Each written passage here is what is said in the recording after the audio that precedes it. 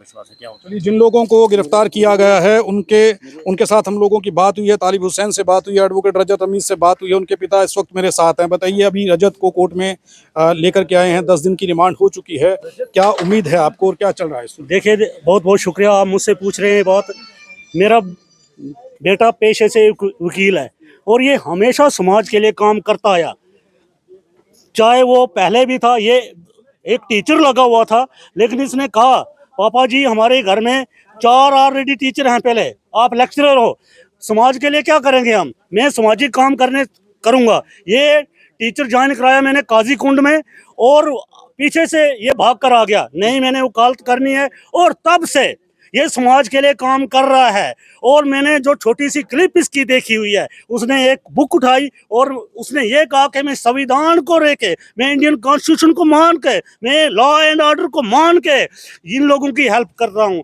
और फिर ना जाने क्यों इन मासूमों को सताया जा रहा है, सजा दी जा रही है। ना जाने वो कौन से लोग थे, लेकिन ताहम मुझे जुडिशरी पर पूरा कीन है, भरपूर कीन है कि वो कुछ ना कुछ करेंगे।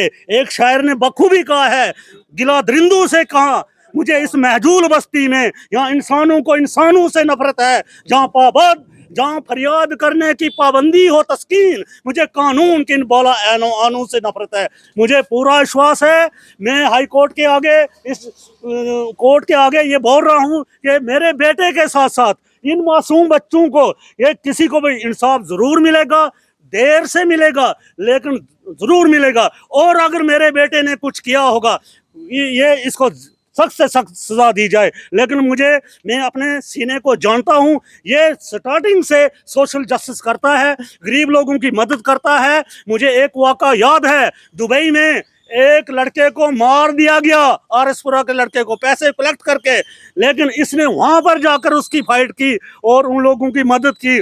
चाहे परगवाल का मसला हो, चाहे किसी भी इलाके का, चाहे रामन का, ये समाज की इतनी मदद करता है और करता जाएगा। मैं अपने बेटे पर फख्र करता हूं कि आप अपना सीना तान कर काम करो, चाहे आपको 10 साल जेल में बैठना पड़े, बैठो, लेकिन इंसाफ की बात करना। मैं फिर अपने इस जुडिशरी से इल्तमास करता हूं कि जहां तक हो सके आप इनको इंसाफ देने की कोशिश करें। रजत के पिता इस वक्त मेरे साथ थे और वो इंसाफ की मांग कर रहे हैं। वो कह रहे हैं कि उनका बेटा जो रजत है वो एडवोकेट है पेशे से, और वो मजलूमों की हक की लड़ाई लड़ रहा था एक लंबे समय से। अब जो कुछ हुआ है, अगर उसमें वो सम्मिलित पाया जाता है या अगर मुजरिम पाया जाता है तो उसके खिलाफ बेहद कड़ी कार्रवाई की। सुना है उनके वकील इस वक्त यहाँ पर उनके साथ हैं, उन लोगों से जान लेते हैं। इस वक्त दिनेश कुंडल हमारे साथ हैं। क्या बात हुई है आप लोगों की? अब देखिए, जो भी ये मसला है अब कोर्ट में है, सब जुडिस है, इसमें बेल एप्लीकेशन पे हम फाइट कर रहे हैं। तो अब बेल एप्लीकेशन दूसरे ड्यूटी मैजिस्ट्रेट के पास, साहब के पास जो है गई है, तो अब उनके पास कल हम मजबूती के साथ अपने पक्ष रखेंगे।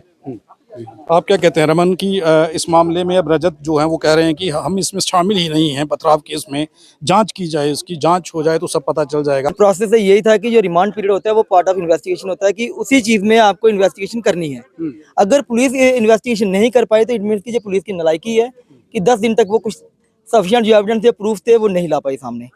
अगर उस चीज के लिए दोबारा टाइम सीक कर रहे हैं, इट मीन की कोर्ट की नेग्लिजेंस है कि कोर्ट डेलिबरेटली जो है वो डिले कर रही है इस प्रोसेस में। अदरवाइज जो है इन्वेस्टिगेशन 10 दिन में कंप्लीट हो सकती है। तो आपको क्या लग रहा है कि जब आपकी उनसे बात हुई है रजत से, या उनके साथ जो लोग हैं उनसे बात हुई है? वो यही कह रहे हैं कि हम जो फॉरेस्ट राइट प्रोटेक्शन एक्ट था उसमें जो हम आगे कर रहे थे उसी चीज का, तो और बेसिक चीज थी भी यही। अदर देन इसमें ऐसा कुछ नहीं था कि पत्थरबाजी का जो जिस तरीके से प्रमोट किया जा रहा है कि पत्थरबाज कर रहे थे जनरल का, क्योंकि हम देख रहे हैं सोशल मीडिया पे कहीं भी जो ऐसा कहीं नहीं है कि जिसमें ये जिनको मुल्जिम बनाया गया है, जिस केस में फॉल्सली इम्प्लीकेट किया गया है, उनका कहीं भी ये शो नहीं हो रहा है कि ये पत्थर मारे थे कहीं भी। और अगर कुछ होता भी है वो पुलिस ने इन्वेस्टिगेशन करना था, और 10 दिनों में पुलिस ने अभी तक किया क्या? अभी तक पुलिस कुछ नहीं कर पाई इस मैटर में। सिर्फ ये प्रोसीजरल डिले है कि हमें डिमांड चाहिए, हमें फर्दर आगे इन्वेस्टिगेशन करनी है। तो 10 दिन से ये क्या कर रहे थे? चलिए, हम और हमारी टीम लगातार इनके टच में है, इनके पेरेंट्स के टच में भी है, और बीच बीच में रजत और बाकी साथियों से मिलने भी जाते रहते हैं। जैसे कि सबको पता है कि गर्मी इस वक्त अपने उफान पे है। वहाँ पे एक छोटा सा कमरा है जेल में जो इनको दिया गया है लॉकअप में, और ना ही वहाँ पे कोई पंखे की सुविधा थी, और एक भी वहाँ पे वेंटिलेशन का कोई मोड नहीं है। तो हमने काफ़ी ज़्यादा रिक्वेस्ट भी करी थी पुलिस से कि कम से कम दूर रख के से ही लेकिन एक फ़ैन वगैरह वहाँ पे लगा दिया जाए, ताकि ये वहाँ पे सफोकेट महसूस कर रहे थे। थोड़ी देर के लिए मुझे लगा था कि वहाँ पे शायद फ़ैन वगैरह लगेगा, लेकिन पुलिस ने वहाँ पे लगाया नहीं। खैर जो भी है, क्योंकि आप जैसे वकील हैं और रजत खुद वकील हैं, तो ये चीज़ जो चल रही है इंसाफ। जी, जी। हमें हमें लगा था कि हमारे जजेस या हमारे एडवोकेट्स ये चीज़ को समझेंगे, कहेंगे कि एक मज़लूमों की आवाज़ उठाने के लिए हमारा एक वकील भाई गया था।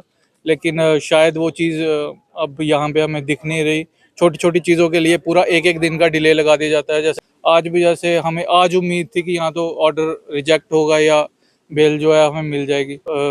मतलब इनको लगता है कि 1 दिन की बात है, 1 दिन की बात है। जो लोग और जो फैमिली जिनकी वेट कर रही है बाहर कि कुछ ना कुछ अच्छा पॉजिटिव रिजल्ट आएगा, उनके लिए 24 घंटे बहुत बड़ी बात होती है, मुझे लगता है। बात हुई है सुरेंद्र से, आपकी क्या बात हुई है? सर मेरा नाम नरेश है, मैं सुरेंद्र अत्री का भाई हूँ।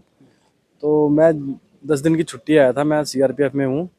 तो मेरी छुट्टी इसी कोर्ट में गुजरी है। जहाँ तक जिस दिन से मैं आया हूँ यहीं मैंने अपना टाइम बिताया, यहीं पे पुलिस स्टेशन में और यहाँ पे कोर्ट में। तो ये मैटर जो है ये डिले डिले डिले बस यही सुनने को मिल रहा है कि आज नहीं कल होगा, कल आइए आप।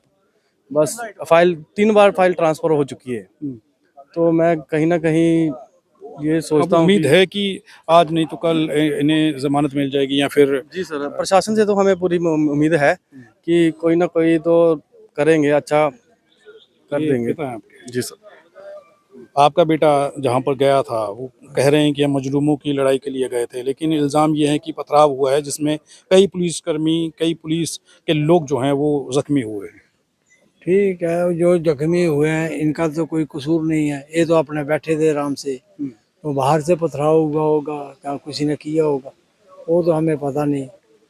अब 10 दिन से आपका बेटा मैं पुलिस की BSF कस्टडी में है, आप क्या कहना चाहते हैं इस पर? मैं देखो ऐसा है, हम BSF से रिटायर हुए हैं और विद पुलिस मेडल गवर्नमेंट ने मेरे को दे रखा है, सिर्फ भारत सरकार ने। मैं कोई ऐसे या वैसे हम नहीं है, हम हमारे और गवर्नमेंट को भरोसा है, भारत को भरोसा है, ऐसी बात नहीं है। हम ये गुजरे बंदे नहीं हैं, हम ये छोटे मोटे हेरा फेरी जहाँ पत्थर मारो दूसरा ऐसा हमारा बेटा कर नहीं सकता है।